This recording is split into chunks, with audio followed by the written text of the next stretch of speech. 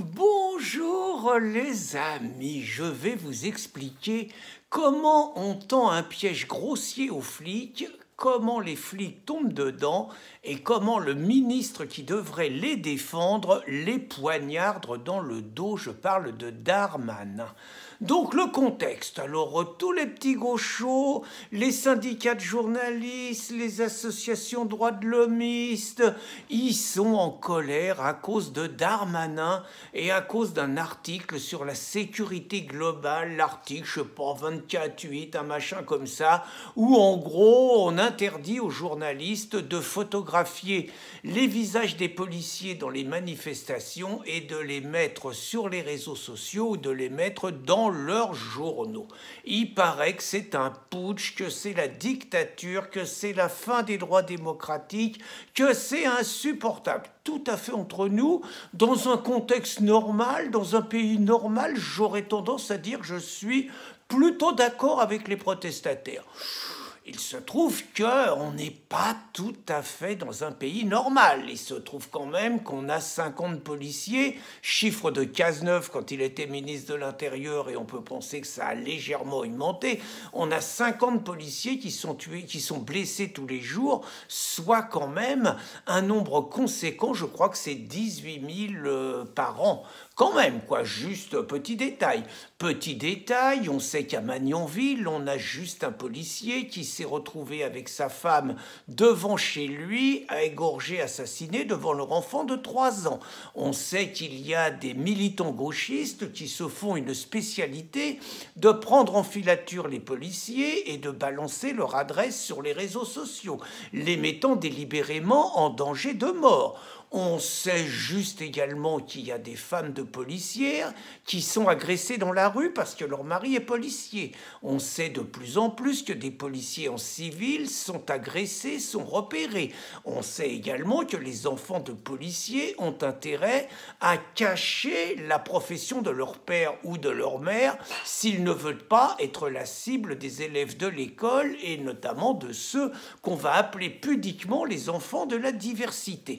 On sait également, juste pour ajouter un petit détail, que les policiers risquent leur vie, risquent leur intégrité physique tous les jours. Je ne parle pas de tous les policiers, je parle de ceux qui sont sur le terrain, pas de ceux qui sont planqués dans les bureaux, donc qui prennent des risques physiques énormes tous les jours pour arrêter des racailles multirécidivistes, la plupart du temps remis en liberté le jour même par des juges et qui font un doigt d'honneur à ces policiers. On sait également que ces policiers se font de plus en plus régulièrement canarder au tir de mortier et que les agresseurs bénéficient d'une impunité totale. Une fois qu'on a dit ça, donc les syndicats de journalistes, les associations gauchos et tout sont en colère.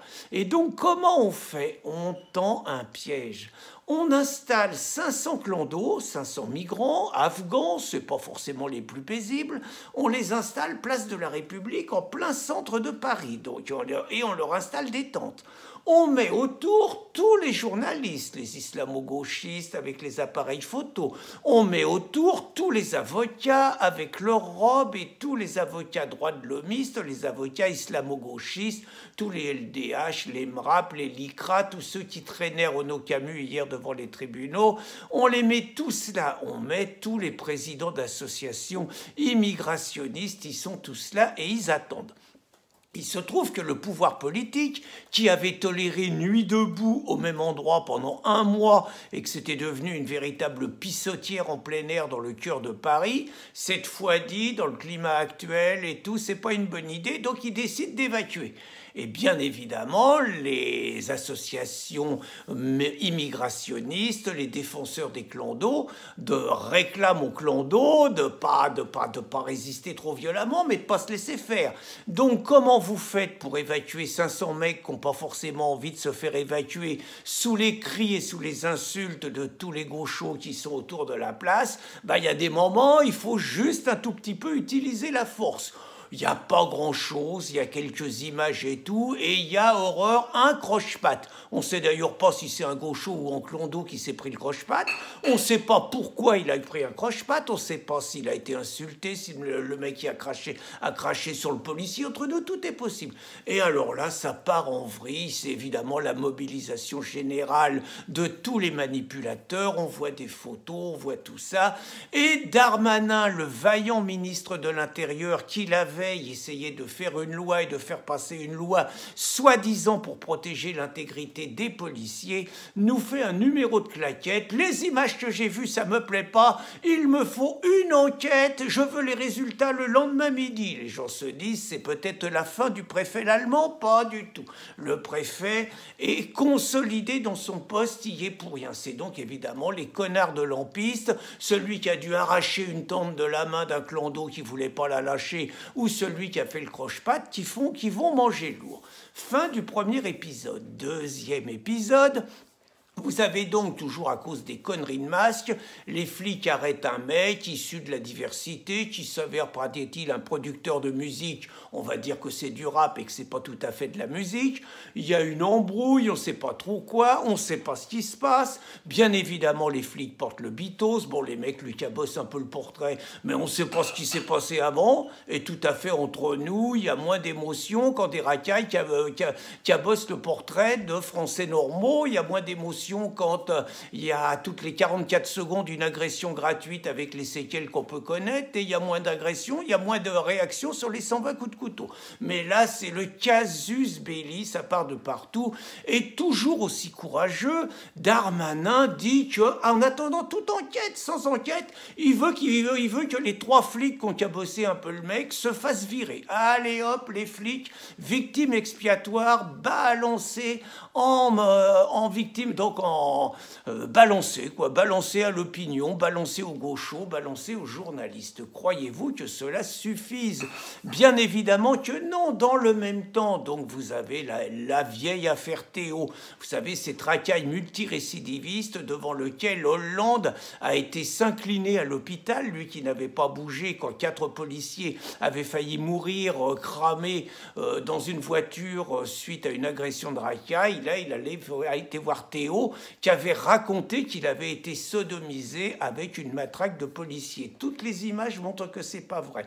Toutes les images montrent que Théo, qui mesure 1,90 m, qui a 20 ans, qui est un colosse, qui a une force de la nature, résiste à l'arrestation des policiers.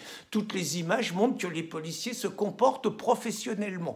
Il n'empêche que les policiers, ces 3 policiers-là, vont être traînés devant les assises. Je dis bien devant les assises. Ça fait penser à cet acharnement qui avait été impulsé par Mignard. Toujours les mêmes. Mignard, je vous parlais d'Hollande, je vous parlais de la mairie de Paris, d'Hidalgo. Mignard, c'est l'avocat de la mairie de Paris. C'est un socialo. C'est le parrain des enfants Hollande, vous voyez. Et c'est Mignard qui, pendant 10 ans, a impulsé un véritable acharnement judiciaire contre 2 policiers qui étaient à l'origine des émeutes de 2005 parce qu'ils avaient demandé à 2 jeunes, ils voulaient les contrôler, les jeunes se sont partis en courant, ils se sont retrouvés dans un central EDF et ils ont cramé. C'est pas de chance, le 3e qui n'a pas cramé a été retrouvé dans plusieurs affaires de délinquants. 10 ans pour relaxer les mecs, je sais pas si vous voyez la vie des policiers. Et bien là, ces policiers qui ont fait leur boulot finalement, ils vont subir un enfer de la même façon, ils se retrouvent devant les assises comme si c'était des criminels.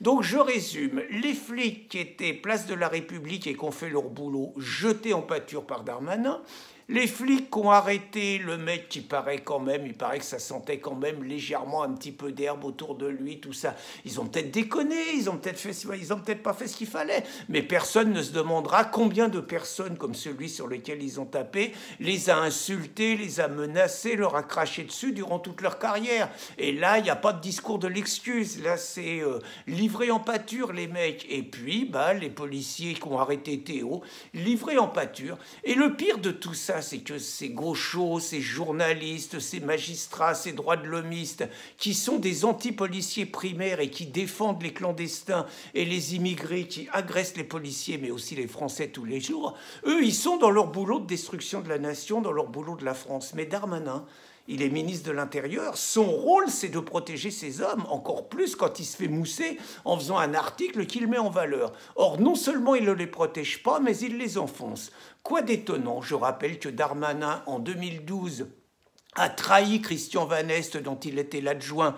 Christian Van Est, victime d'une cabale de l'UMP sur des histoires d'homosexuels lors de la déportation. Donc Darmanin, au lieu de défendre son chef, son patron, l'a trahi pour perdre la place, pour prendre la place. Je rappelle juste que Darmanin était chez LR et que quelques mois avant la présidentielle de 2007, il disait pique-pendre de Macron et que finalement il a trahi LR pour aller se vendre à Macron. Je rappelle que Darmanin, en Algérie, il y a quelques jours, se permettait d'aller fleurir la tombe des assassins du FLN de nos soldats. Et je rappelle que Darmanin vient de trahir éhontément ces hommes, vient de trahir éhontément des policiers qui faisaient juste leur travail au service de la défense de la France et des Français. Autrement dit, Darmanin, traître un jour, traître toujours. Bonne journée les amis.